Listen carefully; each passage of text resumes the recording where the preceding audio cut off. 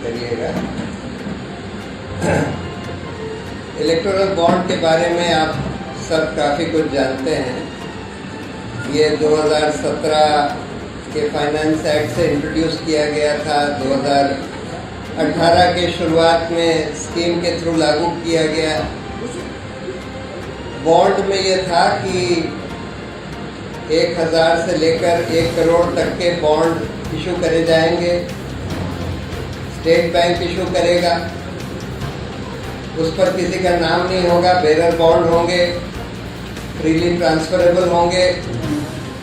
यानी कि आप स्टेट बैंक से खरीदते हैं, लेकिन क्योंकि उस पर किसी का नाम नहीं होगा तो आप किसी को भी दे सकते हैं, कैश की तरह है। और वो फिर जाकर पॉलिटिकल पार्टी को दे सकता है, किसी भी पॉलिटिकल पार्टी को, और पॉलिटिकल पार्टी उसको अपने खाते में बैंक में डलवा सकती है। ये स्कीम। और जेटली जी ने जब इसको इंट्रोड्यूस किया तो ये बोला कि हम इसको इसलिए ला रहे हैं क्योंकि इस तरह के गुप्त स्कीम, गुप्त बॉन्ड पॉलिटिकल डोनेशन स्कीम हम इसलिए ला रहे हैं क्योंकि अगर कोई खुल्ला डोनेट करता है किसी ऑपोजिशन पार्टी को, तो जो पार्टी सत्ता में है वो उसको प्रताड़ित कर सकती है। और इस वजह से हम ये गुप्त बॉन्ड की स्कीम ला रहे हैं, जिससे किसी को पता नहीं लगेगा कि किसने बॉन्ड खरीदा और किसको जमा किया और किस पार्टी को दिया, क्योंकि उस बॉन्ड पर उसका सारी इंफॉर्मेशन छुपा दी जाएगी, ये उन्होंने बोला। लेकिन बाद में ये पता लगा कि उस हर बॉन्ड के ऊपर एक नंबर होता है जो कि अल्ट्रावायलेट लाइट में दिखाई देता है। और स्टेट बैंक ऑफ इंडिया जो बॉन्ड इशू करती थी, उन्होंने हर जो जना खरीदता था उसका बॉन्ड नंबर वो रिकॉर्ड करते थे कि कौन सा बॉन्ड नंबर उसको दिया गया, और जो पार्टी जमा करती थी उसके साथ भी वो रिकॉर्ड करते थे कि ये बॉन्ड नंबर किस पार्टी ने जमा किया अपने खाते में। इसलिए स्टेट बैंक को पूरी जानकारी होती थी कि ये बॉन्ड किसने खरीदा और किसने जमा किया।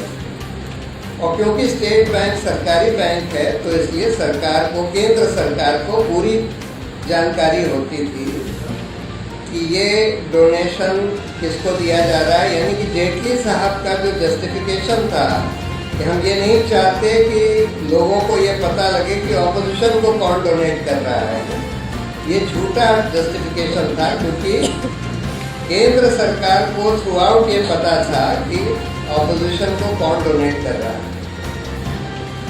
अब ये स्कीम चलती रही। उस समय इलेक्शन कमीशन और रिजर्व बैंक दोनों ने इसको अपोज किया था जब ये स्कीम इंट्रोड्यूस हो रही थी। दोनों ने ये बोला कि भाई इससे तो मनी लॉन्ड्रिंग होगी, क्योंकि लोग खरीद कर दूसरे आदमी को दे देंगे, वो लोग कैश में खरीद लेंगे वगैरह वगैरह। ये भी उन्होंने बोला, इलेक्शन कमीशन ने ये बोला कि भाई लोगों को तो ये जानने का अधिकार है कि किस पॉलिटिकल पार्टी को कौन चंदा दे रहा है, और अगर आप ऐसी स्कीम लाते हैं तो ये उस अधिकार के खिलाफ है जो कि सुप्रीम कोर्ट कह चुका है मौलिक अधिकार है। लेकिन फिर भी ये स्कीम लागू करी गई और 6 साल चली। हम लोगों ने तो शुरू में इसको चैलेंज कर दिया था, 2018 के शुरू में ADR, कॉमन कॉज, CPM ने भी चैलेंज किया था और ये बोला था कि पहली बात तो ये हमारे संवैधानिक जानने के अधिकार के खिलाफ है, जो मौलिक अधिकार कि कौन किसको फंड कर रहा है, कौन किस पार्टी को पैसे दे रहा है। दूसरी बात, ये भ्रष्टाचार को बढ़ावा देगा, क्योंकि इसमें ज़्यादातर, क्योंकि ये गुप्त बॉन्ड है तो ज़्यादातर बॉन्ड घूस की तरह कोई फायदा लेने, सरकार से फायदा लेने के लिए दिए जाएंगे उन पार्टियों को जो सरकारों को चला रही हैं। और तीसरा ये कि क्योंकि ये बॉन्ड घूस के तौर पर दिए जाएंगे उन पार्टियों को जो सरकारें चला रही हैं, तो जो पार्टियां सरकारें नहीं चला रही हैं उनको तो कोई पैसा मिलेगा ही नहीं। तो जो पॉलिटिक्स में लेवल प्लेइंग फील्ड होती है उसको ये खंडित करेगा। सुप्रीम कोर्ट ने 6 साल के बाद फैसला दिया फरवरी इस साल, और आखिर में बहुत अच्छा फैसला दिया। और तो तब तक करीब 15,500 करोड़ के बॉन्ड या 16,500 करोड़ के बॉन्ड खरीद कर पार्टियों को दिए जा चुके थे। लेकिन सुप्रीम कोर्ट ने बहुत अच्छा बोला कि ये जनता के जानने के अधिकार के खिलाफ है कि कौन किस पार्टी को फंड कर रहा है। ये भ्रष्टाचार को बढ़ावा देगा और ये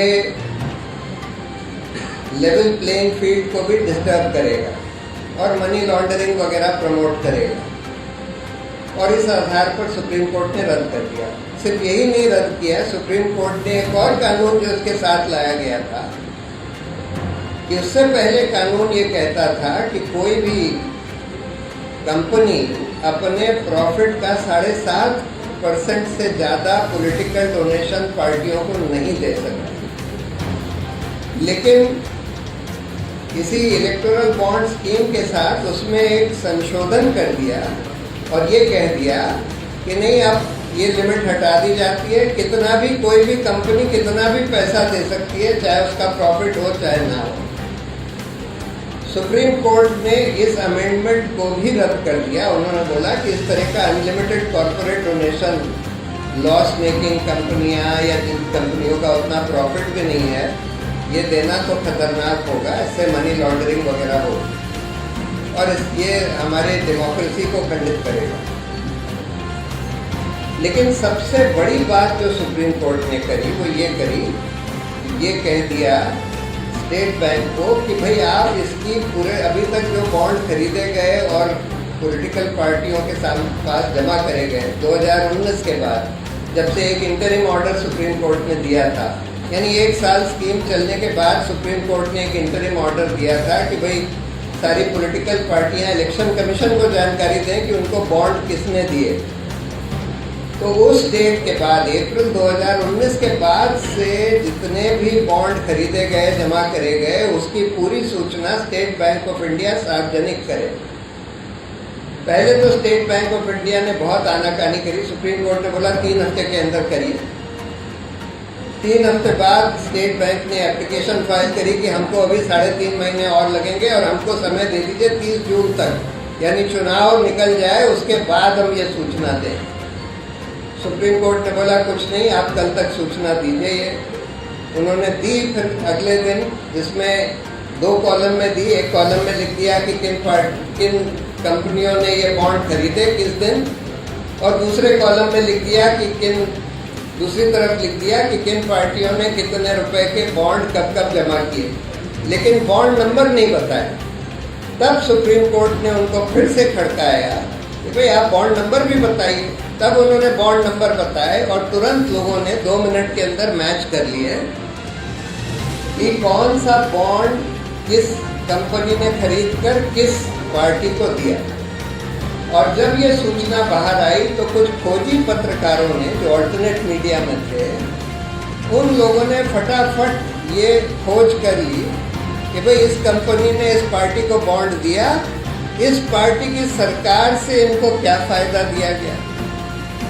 तो ये सामने आया कि ये जैसे 16,500 करोड़ के बॉन्ड खरीदे गए, जिसमें से आधे सिर्फ और सिर्फ भाजपा को दिए गए।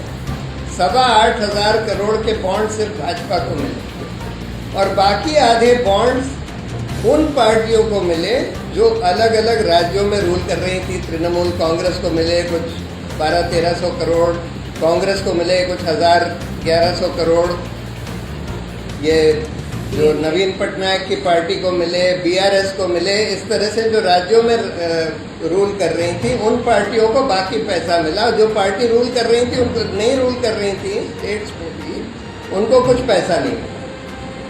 तो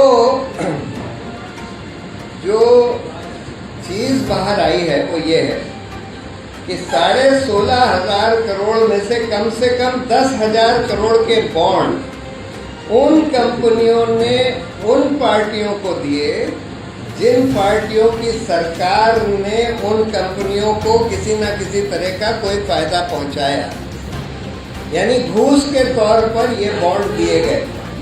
और फायदे कई तरह के पहुंचाए गए। सबसे बड़ा फायदा, एक तरह का फायदा तो ये था कि आपने बॉन्ड दिया और उधर से उस पार्टी की सरकार ने आपको कोई कॉन्ट्रैक्ट दे दिया। और ये नहीं था कि भाई, इसमें तो हम ये देख रहे हैं कि बॉन्ड कॉन्ट्रैक्ट देने के लिए चाहे 5,000 करोड़ के दिए गए हों, लेकिन उस 5,000 करोड़ के बॉन्ड से कम 5 लाख करोड़ के कॉन्ट्रैक्ट दिए गए हैं। दूसरी बात, बहुत सारे बॉन्ड, 2,500 करोड़ के बॉन्ड उन कंपनियों ने दिए जिनके खिलाफ एनफोर्समेंट डायरेक्टरेट, इनकम टैक्स और सीबीआई ने रेड किया था, या कोई इन्वेस्टिगेशन चल रहा था, या कोई एक्शन ये लोग उन कंपनियों के खिलाफ ले रहे थे। उसके बाद इन कंपनियों ने बॉन्ड दे दिए और उसके बाद वो सारा इन्वेस्टिगेशन और एक्शन ठंडे बस्ते में डाल दिया गया।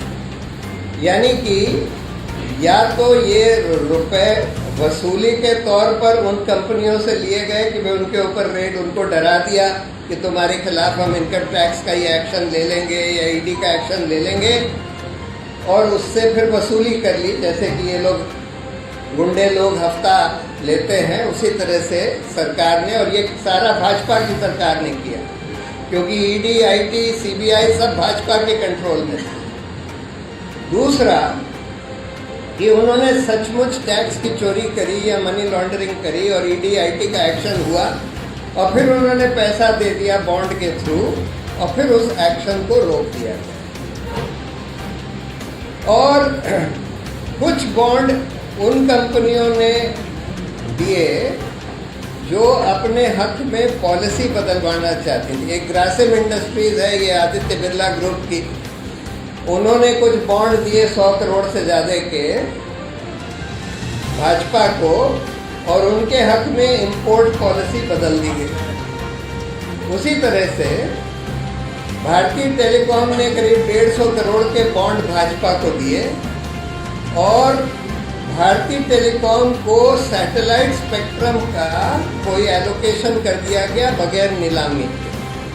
जबकि सुप्रीम कोर्ट ने जब 2G के स्पेक्ट्रम का अलॉटमेंट कैंसिल किया तो ये बोला था आगे से स्पेक्ट्रम की सिर्फ नीलामी हो सकती है। लेकिन इन्होंने कानून बदल के टेलीकॉम एक्ट के जरिए और ये कह दिया कि कुछ केसेस में हम बगैर नीलामी के स्पेक्ट्रम अलॉट कर देते हैं।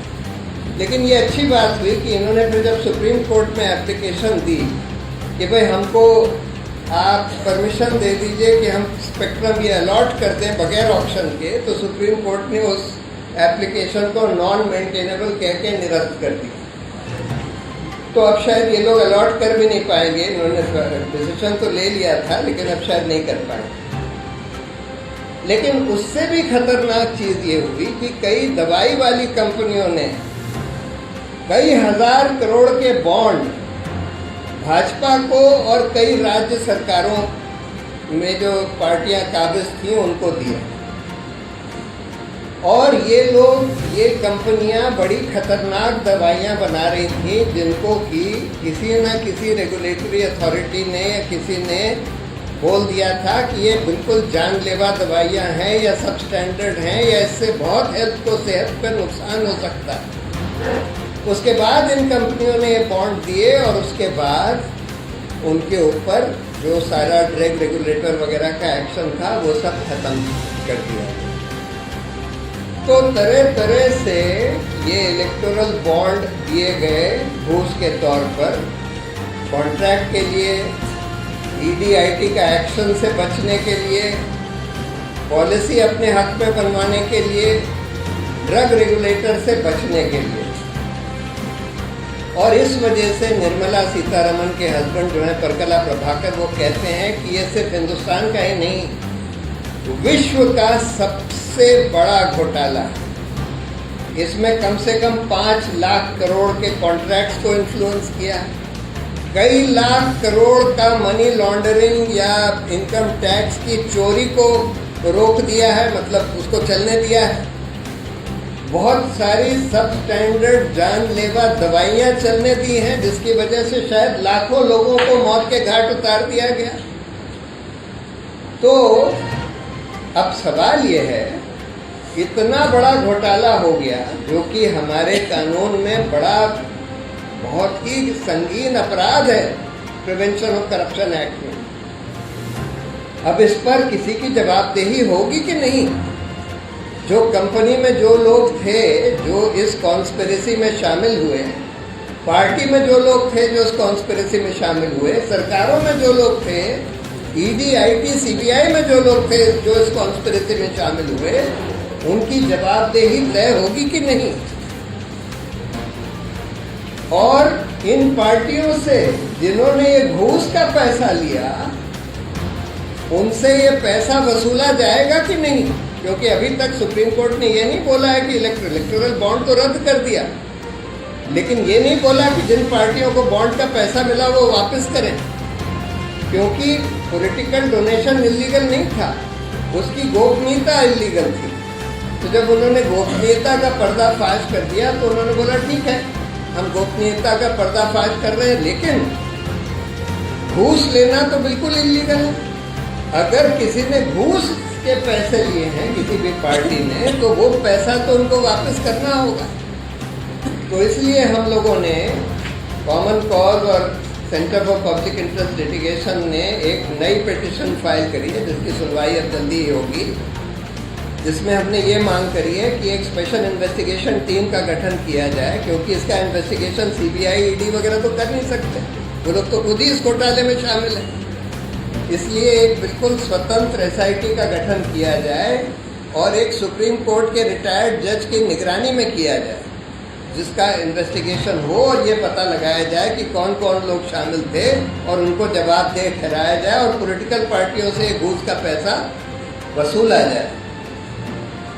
तो अब देखिए, मोदी, जेटली जी ने तो ये जस्टिफिकेशन दिया था कि हम इसलिए कर रहे हैं क्योंकि जिससे रूलिंग पार्टी को ना पता लग जाए कि ऑपोजिशन को कौन फंडिंग कर रहा है। मोदी जी ने ये बोला था कि पॉलिटिकल पार्टियों को जो काला धन दिया जाता है उसको बंद करने के लिए हम कर रहे हैं। अब सवाल ये है कि पॉलिटिकल पार्टियों को जो काला धन दिया जाता है वो क्या इलेक्टोरल बॉन्ड से बंद हो गया? अभी अभी मोदी जी कह रहे हैं कि ये टेम्पो में भर भर कर, बोरियों में भर भर कर नोट अंबानी अडानी दे रहे हैं। अब किसको दे रहे हैं ये तो हम सब लोग सब जानते हैं कि, पर उनको ये पता है कि ये अंबानी अडानी जो हैं टेम्पो में, बोरियों में भर भर कर नोट ले जाते हैं और पॉलिटिकल पार्टियों को देते हैं, ये मोदी जी को पता है। लेकिन कोई एक्शन नहीं हो रहा, किसी को पकड़ा नहीं जा रहा। तो ये सब बकवास था, ये सारे जस्टिफिकेशन के बेस से काला धन खत्म हो जाएगा। आपने कैश को तो इलीगल किया नहीं। अगर आपकी ये मंशा होती कि कैश को हम इलीगल कर देंगे पॉलिटिकल पार्टियों के डोनेशन के लिए, तो आपको एक लाइन का अमेंडमेंट करना था रिप्रेजेंटेशन ऑफ पीपल एक्ट में, कि पॉलिटिकल पार्टियां और कैंडिडेट सिर्फ बैंक के थ्रू लेना देना करेंगे, कैश में बिल्कुल नहीं करेंगे। अगर कैश पकड़ा गया, उनको लेना देना करते हुए पकड़ लिया गया, तो उसको करप्ट प्रैक्टिस माना जाएगा और उनका चुनाव रद्द कर दिया जाएगा, पॉलिटिकल पार्टी को डीरजिस्टर कर दिया जाएगा। ये कानून अगर लाते तब हो सकता था। जब वो नोटबंदी उन्होंने करी तो उन्होंने बोला था कि हम कैशलेस सोसाइटी बनाना चाहते हैं। हम ये तो समझ सकते हैं कि आम आदमी को कैशलेस नहीं बना सकते, आम आदमी को तो जरूरत होती है कैश की लेन देन के लिए।